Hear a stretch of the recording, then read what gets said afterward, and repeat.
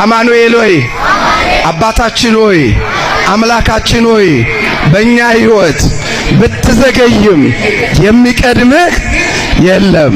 ክብር ለስሙ ይሁን። ማንም አይቀድመው። ጠብቁት። መጽሐፍ የሚለው ትንቢተ ሚልክያስ ላይ የምትጠብቁት ጌታ ድንገት ወደ መቅደሱ ይመጣላችኋል ይላል። ይምጣልን፣ እሱ ይምጣልን። ሚልክያስ 2 ላይ የምትፈልጉት ጌታ ድንገት ወዴት ይመጣላችኋል? ድንገት። ለሱ ድንገት የለም። ድንገቱ ለኛ ነው። አሁን አማኑኤል ቢታየን እየተማርን እያለ ድንገትማ ተገለጸልን። ድንገቱ ለእግዚአብሔር ነው፣ ለኛ ነው፣ ለኛ ነው። ድንገት ይመጣላል። እውነት ነው። አባቶች ሐዋርያት በር ዘግተው በቃ ክርስቶስ ኢየሱስ ከሞት ከተነሳ በኋላ ጥሎን ወደ አባቱ ሄደ።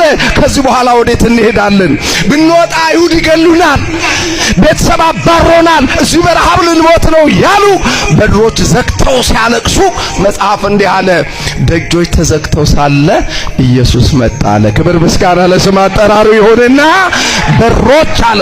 እስቲ ይህን ቃል አብራችሁኝ በሉ። በሮቹ በሉ ተዘግተው ሳለ ኢየሱስ መጣ። ጠላት በሩን ዘግቶ ሳለ እግዚአብሔር ወደኛ ይምጣ። በተከበበ ከተማ ውስጥ እግዚአብሔር ወደኛ ይምጣ።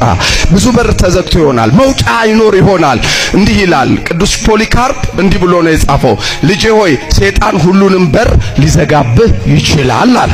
ሁሉንም በር ምን ሊያደርግ ይችላል? የጤናውንም፣ የሥራውንም፣ የድሉንም፣ የክብሩንም፣ የመኖርንም፣ የደስታንም፣ የሥራውንም ሁሉንም ሊዘጋው ይችላል አለ።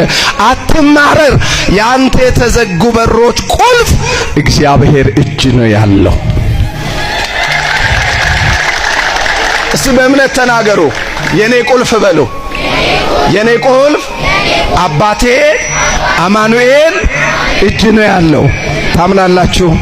ለሚከፍተው ጌታ ክብር ምስጋና ይሁን። በደንብ አመስግኑት።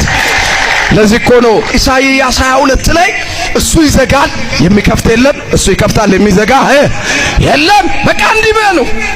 ቢዘገይም ጠላት የዘጋ ቢመስላችሁም እንደ ዳዊት በተከበበ በተዘጋ ከተማ የሚያስደንቅ ምሕረቱን በእኔ የገለጠ እግዚአብሔር ይመስገን እያላችሁ አመስግኑ።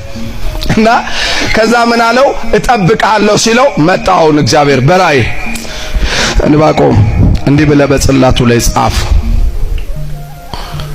ራእዩ ይፈጥናል፣ ብዘገይም የሚቀድመኝ አቤት አይሰማም። ብዘገይም የሚቀድመኝ እስቲ በደንብ በሉት። ቢዘገይም በሉ። አማኑኤል ሆይ አማኑኤል ሆይ አባታችን ሆይ አምላካችን